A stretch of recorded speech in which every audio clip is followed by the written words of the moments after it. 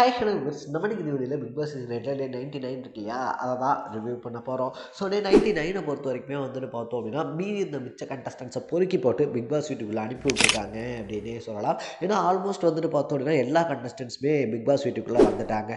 Challenge எங்கேட்டாக வந்தவங்க பார்த்தோம் அப்படின்னா அந்த டாப் 6 இருக்காங்க இல்லையா, அவங்களுக்கு ரொம்ப பெரிய டஃப் ஃபைட் அப்படின்றது கொடுக்கல அப்படின்றதுனால இந்த டாப் 6 பார்த்தோம் அப்படின்னா ஃபைனலிஸ்டாகவும் செலக்ட் ஆயிருக்காங்க அப்படின்னே சொல்லலாம். பட் இந்த ஹைலைட்டான விஷயம் என்ன அப்படின்னு சொல்லி கேட்டோம் அப்படின்னா, வெளியிலேருந்து வந்த உள்ள எக்ஸ் கண்டஸ்டன்ஸ் இருக்காங்க இல்லையா, அவங்க வந்துட்டு இந்த செம்மையாக ஆடி இருந்தாங்க அப்படின்னே சொல்லலாம். அதுலேயும் சத்யா அண்ட் ஜெஃப்ரி இருக்காங்க இல்லையா, அவங்க ரெண்டு பேருமே வந்துட்டு ஆர்னவுக்கு கொடுத்த அந்த எப்படி சொல்கிறது ரிப்ளே பதிலடி அப்படின்னு வந்துட்டு சொல்லலாம். ஏன்னா சத்யா வந்துட்டு சேட்லஸ் கை அப்படின்னும், அதே மாதிரி ஜெஃப்ரியா வந்துட்டு நோண்டிட்டு தடவிட்டு ஒருத்தர் இருந்தானே அவன் எங்க அப்படின்ற மாதிரியும் ஆர்னவ் கேட்டிருந்தாரு.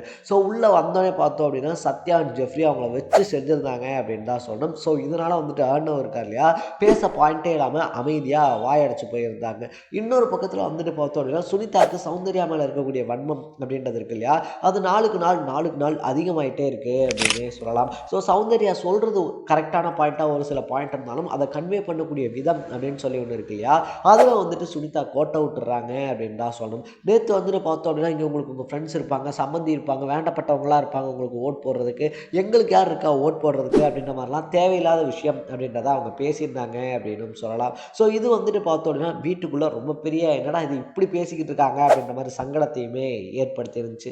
மூணாவது விஷயம் அப்படின்னு சொல்லி பார்த்தோம் அப்படின்னா விஷால் ரொம்ப பெரிய அளவில் எக்ஸ்பெக்ட் பண்ண தர்ஷி இருக்காங்க இல்லையா, தர்ஷி ஒரு வழியாக வீட்டுக்குள்ளே வந்துட்டாங்க அப்படின்னே சொல்லலாம். தர்ஷியை பொறுத்த வரைக்குமே வளவலை கொலை அப்படின்லாம் எதுவுமே பேசாமல் நீட் அண்ட் ஸ்வீட்டாக அது எனக்கும் விஷாலுக்குள்ளே இருந்த விஷயம், அதை பற்றி யாரும் பேச வேணாம், அதை நாங்கள் ரெண்டு பேருமே பேசி கன்சால்வ் பண்ணிக்கிறோம் அப்படின்னு சொல்லிட்டு பார்த்தோம் அப்படின்னா விஷால் கிட்ட டேரெக்டாக போய் பேசி நீ எனக்கு வந்துட்டு எப்படி சொல்கிறது லவ் கொடுத்த அப்படின்னு சொல்லலை, பட் நீ ஹோப் கொடுத்த அதை மட்டும் இல்லை அப்படின்னு சொல்லி சொல்லாத, நான் ஒன்றும் மார்க்கெட்டிங்காகலாம் உன்ட்ட பழகலை அப்படின்னு மாதிரி நறுக்குன்னு ஒரு 4 பாயிண்ட்டை பேசிட்டு பார்த்தோம் அப்படின்னா அவங்க அம்மாவுடைய ரிங் அப்படின்றத ரிட்டன் வாங்கிட்டு வந்துகிட்டே இருந்தாங்க அப்படின்னு தான் சொல்லணும். ஸோ தேவையில்லாமல் வந்துட்டு விஷாலை ப்ரோக் பண்ணி டவுன் பண்ண பார்த்த ரவீந்திரனா இருந்தாலும் சரி, இல்லை மற்ற ஹவுஸ்மேட்ஸ்கிட்டே இருந்தாலும் சரி, அவங்கள்ட்ட விஷாலை விட்டு கொடுக்காமையும் அட் த சேம் டைமில் பார்த்தோம் அப்படின்னா விஷால் பண்ணது இருக்கு இல்லையா அது தப்பு அப்படின்னு சொல்லி விஷால் கிட்ட எடுத்து சொல்லியும் கரெக்டான அவங்களுடைய கேம் பிளே அப்படின்றத ஆடி அவங்க ரிங்கை மீட் எடுத்திருக்காங்க அப்படின்னு தான் சொல்லணும்.